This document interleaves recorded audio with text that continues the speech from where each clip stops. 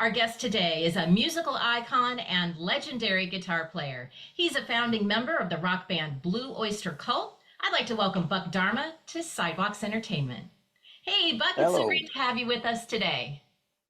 Hi, Cindy. Thank you, and glad to be here. Well, now, Buck Dharma, I'll do that in air quotes, is actually a stage name that you use. How did that name come about? My real name is Don Roser, and I still sign checks that way. And my wife usually calls me Don, although she will call me Buck. And it's when we were starting out, um, there was a thought about everybody taking a pseudonym, you know, instead of our given names. And of the choices, I was the only fellow that liked my name, Buck Dharma, and it's been great to have an alter ego. It's definitely come in handy, and it's kind of like it's a novelty for me to be able to switch hats.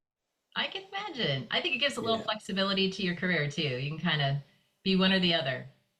I also wanted both names on the record covers so that the kids I went to high school with would know that I was a rock star. I love it. It's like I made it. Yeah, Now, look at me. Yeah. for sure, right? Well, I believe your father was a jazz saxophone player, if I'm not mistaken. Do you think Yes. music has always kind of been in the blood? I got a good grounding for sure. Yeah. My dad was a weekend warrior. You know, he played club dates and weddings and stuff throughout my youth, and he played up into his 90s. He's passed away now, but he was 95, and he played well into his 90s before he stopped. Once a musician is always a Yeah. musician, for sure. Well, you're known for your guitar playing, but didn't you also start out as a drummer? Yes, initially, actually, I started out on accordion when I was 9 years old. Wow. Um, my folks got me an accordion. I thought it would be something that I could do, you know, being a relatively tiny person. And I took lessons for about a year, but I didn't like seeing myself behind an accordion, so I never got out of the key of C. And then I studied drums later when I was about 15, and took lessons there. And then I broke my wrist playing street basketball, and Oh, no. while the cast was on, I didn't play drums, but my brother Brian had a Stella acoustic guitar he'd gotten for Christmas, and I started playing that, usually just up and down the neck on the thin string, one at a time. And I sort of never looked back. I knew a drummer I was in a surf band in high school, and I knew a drummer that was better than me, so I started playing electric guitar, and again, never looked back from that. Well, the fans are absolutely devoted to you and to Blue Oyster Cult. I know I went out and I asked for some fan questions, and I was sort of reading online some of the fan groups, and it was just such a wonderful peek into kind of just how dedicated they all are. They've described you as a true American musical treasure, the most underrated guitarist of our time. But my favorite comment was this one, and it was like a little small story that was told, but I have to share it with you because it's so great. This is what he wrote. It was late summer 1993 in Southern California, driving home after an epic surf sesh in my 71 baby blue VW Bug and high on life. Fear the Reaper came on the radio. That song carried that moment in time. Can't remember a single wave I rode that day, but I remember that. How does it make you feel to sort of hear that?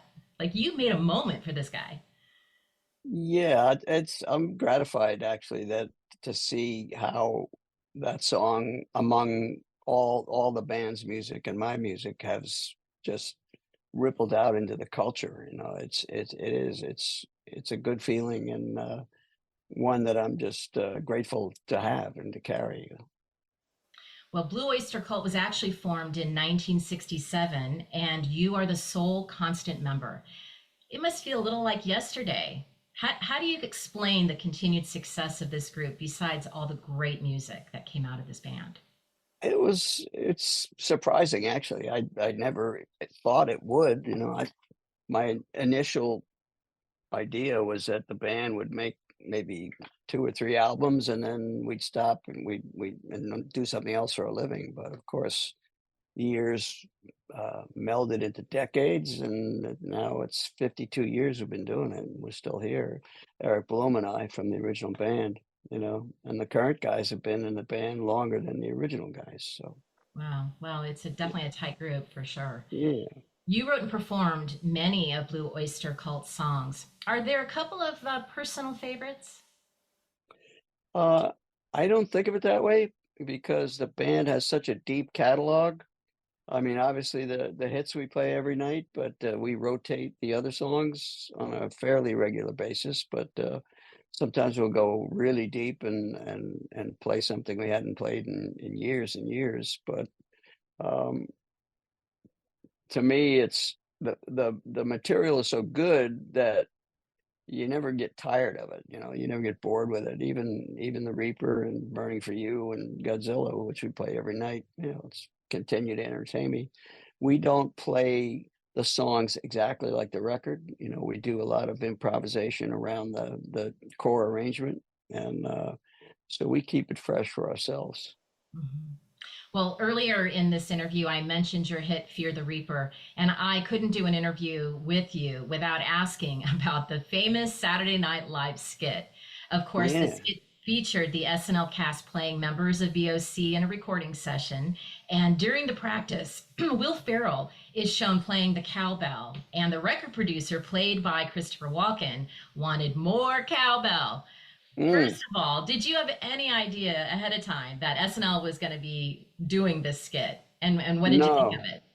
Not at all. In fact, I saw about the last 20 seconds of it because my wife's mom called her up. She was watching SNL at the time and said, "You got to turn this on." And of course, I saw the tail end of it, and I got to see it not too long after that.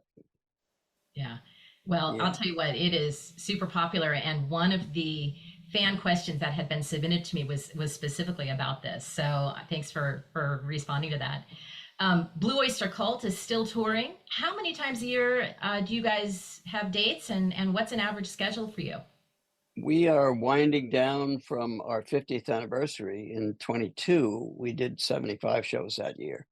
And this year and last year we're doing about 30. So we're definitely taking it a lot easier than we did, And looking forward, we'd probably commit to some 2025, but I don't know what's in store for us. We only do it because we like it, and I don't know how much longer we'll be doing it. Well, as you look back on your career, both from the early days and through today, would you change anything? And my question kind of originates from the idea of, the success that you've earned. And does Mm. it change how you feel about playing music because of it being so successful? Yeah, I think, when we started having hits and selling large number of records, one good thing about Columbia Record Company in the day is that they stuck with us when we made the first 3 LPs. They weren't huge sellers.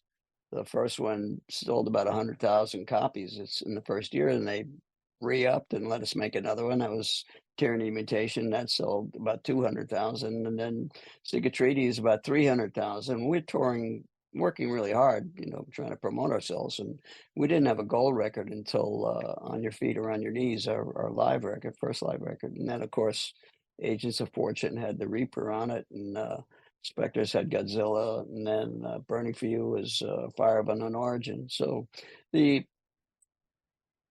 it's good that the record company stuck with us. I don't think they do that now. Record companies, if you don't make a smash right away, you're gone. So Yeah. Now in 2024, Blue Oyster Cult released their 16th and final studio album, Ghost Stories. First of all, why is this the final studio album?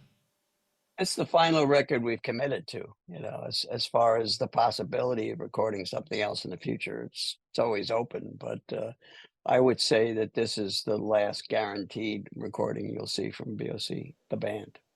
What is the meaning behind Ghost Stories and the songs that you picked for the album? I coined the title that won the contest of what to call a record, and my thought was just since the recordings are almost exclusively pre-production tapes from the end of the 70s into the 80s that were done by our front of house mixer, George Geranius. They are multi-track tapes that we did not in the final studio, but in the rehearsal studios. And there were songs that didn't make the vinyl records because the vinyl records in the day were constrained time-wise. You could only fit 4 or 5 songs on a side. So the extra songs that didn't make the original records were sort of forgotten about for quite a while. And then George had retained the tapes and started to release the demos on YouTube. And we got the idea to take those tapes and demix them if they were stereo using the AI tools that Peter Jackson used on the Beatles program that he did. So you could get a more modern sound production, and also some of the tapes had deteriorated and had to be re-recorded. So there are parts that were redone by Richie and Steve Shank, who produced that record. And so it definitely has a modern sound, but it's the performances of the original band. It's Albert and Joe Bouchard and Alan Lanier. Alan's gone now; he passed away in 2012. So yeah, I'm just saying, to me, I listen to that record as I have some detachment from it, so I can listen to it like as a listener would, and it sounds like a Blue Oyster Cult record from the day that somehow disappeared and was rediscovered. So I think that's that's really yeah. special. You mentioned how modern technology, AI, was kind of used on this record. Have you found that the new technology has really kind of improved your ability to produce music today than maybe back, in the 70s or 80s?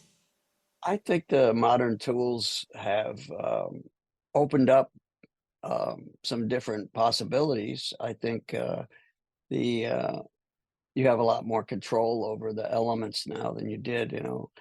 Traditionally, we came from tape, and when we started, it was 4-track analog, and then it was 8-track, and then 16, and then 24, and then multiple 24 machines, and then Pro Tools, the digital audio workstations. So the you almost have too much control now, but I I don't think any of the professionals that even if they like the sound of tape, the workflow is of modern stuff is much preferred. You also have done solo projects. Let's talk about this one, The End of Every Song. I love this record, and it has such an interesting origin story. Tell us a little bit about how this came about. Yeah, this is my first solo release since my early '80s record, Flat Out, which is on Portrait Records, and I got involved with um, the Spirits Burning project, which has setting the books of Michael Moorcock to music. Now, Michael Moorcock is an author. He's most famous for the Elric books and the Stormbringer sword saga there. And End of Every Song is a poem that was written by Ernest Dowson, who was an English poet in the mid 19th century. And he wrote this poem called Dregs, which is basically the lyric. I adapted the End of Every Song from that poem. And I was commissioned to write the song, which I did. And I told the Spirits guys that I wanted to do my own version of that song, and End of Every Song by Buck Dharma is that result. And it's it's kind of a weighty lyric. It's a little depressing, but I think the song winds up having a hopeful and encouraging vibe to it. Yeah. When you decided to do The End of Every Song, Why Mm. did you pick it for a solo project instead of maybe adopting it as part of the Blue Oyster Cult library? Well, Blue Oyster Cult wasn't in the market for a new song at that time, and also you know, as Blue Oyster winds down, you know, Buck Dharma will be doing things sort of one at a time, like this one. Right, right. Well, I noticed in the credits for the end of every song, it lists under vocals your wife, Sandy Dharma. Have you guys Mhm. ever worked together before on musical projects? Yeah, we've sung together on the Flat Out record, and we've made a couple of things that were not released commercially, and we'll probably do more. Sandy sings great, and there's more coming there. Yeah, and also my son sings on it, and my daughter and her husband sing on it. I So love that. Fantastic. Family yeah, affair. the whole family's on it. Yep. I know BOC's tour schedule is still really active, but when you get those rare opportunities of downtime, what do you and Sandy enjoy doing? Any special places you like to visit or things you like to do? Yeah, we like to travel. I was just in Italy for 12 days, and I really enjoyed that. And it's I don't do a heck of a lot outside of music. You know, it's just keeping up the chops, as they say, and the voice. It takes a Sure. lot of time. You know, I'm a homeowner. You got to do that kind of maintenance, so I do that. Mow your front yard, pull Yeah, weeds. I stopped doing the yard work about 10 years ago. I hired people to do that. Do you enjoy any current musical artists? Is there a favorite or I someone you might enjoy working with? um you know, you put me on the spot there because I could probably after this is over, I'll think of 10 people, but Well, that is I try to, okay. yeah, I try to, like, you know, audit popular music, you know? I mean, a lot of the idioms of today's pop don't appeal to me, you know, as far as the style elements that, you know, are in common currency, but, about one out of every 25 or 30 songs on the Spotify charts or, you know, Apple Music or Amazon, you know, I'll actually enjoy. Right. Well, Buck, as we close, do you have any career advice for those rising young artists out there who maybe are trying to make it in the music business? Because you've got a long track record. Yeah, I would say, you know, you can learn from other music and hit music, but don't copy. You know, try to make your own version of what it is, you know. Find your own voice, and because that's the way you're going to stand out, Yeah. is to, you know, bring something new to the party. And one last question I've got to ask as well. What would you say to the fans who have supported you and BOC for decades? Well, we're grateful, and no doubt about it. You know, we've been able to make a good living all these years, and without the fans picking up what we're laying down, that wouldn't have happened. So yeah, you know, and one good thing about the internet is that since anybody can access our back catalog, you don't have to rummage through record store bins anymore. You could just dial it up on your computer or phone or whatever. So Yeah, that's opened up our music to you know, young people, and they like the old stuff as well as the new stuff, which is that's great. right. Yep.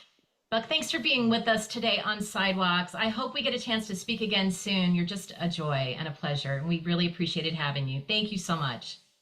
Well, thank you, Cindy, and thanks for the Sidewalks listeners and viewers. Bet.